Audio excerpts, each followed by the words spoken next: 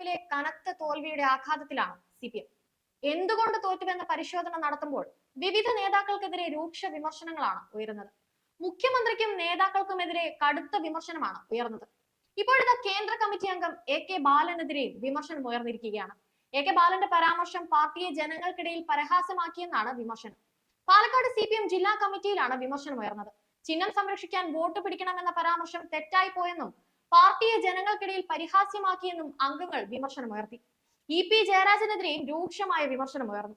തെരഞ്ഞെടുപ്പിന് തൊട്ടു മുൻപ് EP അനാവശ്യ വിവാദമുണ്ടാക്കിയത് തിരിച്ചടിയായെന്നും അംഗങ്ങൾ വിമർശിച്ചു. ലോക്സഭാ തെരഞ്ഞെടുപ്പ് പ്രചരണ വേളയിൽ ഏറ്റവും ചർച്ചയായതായിരുന്നു AK ബാലന്റെ മരപ്പെട്ടി ഈനാമ്പേച്ചി പരാമർശം.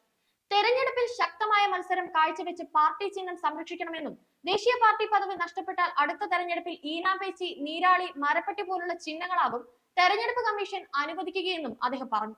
AK ബാലന്റെ പരാമർശം പിന്നീട് രാഷ്ട്രീയ എതിരാളികൾ CPM-നെ പരിഹസിക്കാൻ ഉപയോഗിച്ചു.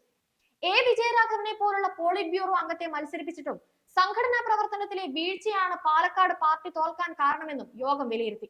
നെല്ല് സംഭരണത്തിലെ പോരായ്മകളിലും സംഘടനാ പ്രവർത്തനത്തിലെ വീഴ്ചയുമാണ് PB അംഗത്തെ മത്സരിപ്പിച്ചിട്ടും പാലക്കാട് തോൽക്കാൻ കാരണമെന്നാണ് യോഗത്തിന്റെ വിലയിരുത്തൽ. നെല്ല് സംഭരിച്ചതിന്റെ തുക കൃത്യമായി കർഷകർക്ക് സർക്കാർ നൽകിയില്ല. ഇത് പാലക്കാട് പാർട്ടിക്ക് വലിയ അവമതിപ്പുണ്ടാക്കിയെന്നും നേതാക്കളിൽ ചിലർ യോഗത്തിൽ ഉന്നയിച്ചു.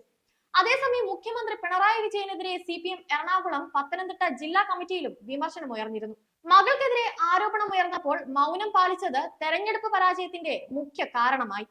വിശ്വസനീയ മറുപടിയും നൽകിയില്ല. മൈക്കിനോട് പോലും മുഖ്യമന്ത്രി അരിശം കാണിക്കുന്നുവെന്നായിരുന്നു പത്തനംതിട്ടയിലെ അംഗങ്ങളുടെ വിമർശനം. പാർട്ടിക്കും തനിക്കും പങ്കില്ലെന്ന് കോടിയേരി പറഞ്ഞെങ്കിൽ മുഖ്യമന്ത്രി ആ മാതൃക കാട്ടിയില്ലെന്ന് നേതാക്കൾ കുറ്റപ്പെടുത്തി. ബിഷപ്പ് ഡോക്ടർ ഗീവർഗീസ് മാർ കൂറിലോസിനെതിരെ നടത്തിയത് അതിരുവിട്ട വാക്കുകളെന്നും മുഖ്യമന്ത്രിയും പാർട്ടി സെക്രട്ടറിയും മാധ്യമങ്ങളോട് ഇടപെടുന്നത് ശരിയായ രീതിയിലല്ലെന്നും വിമർശനമുയർന്നു.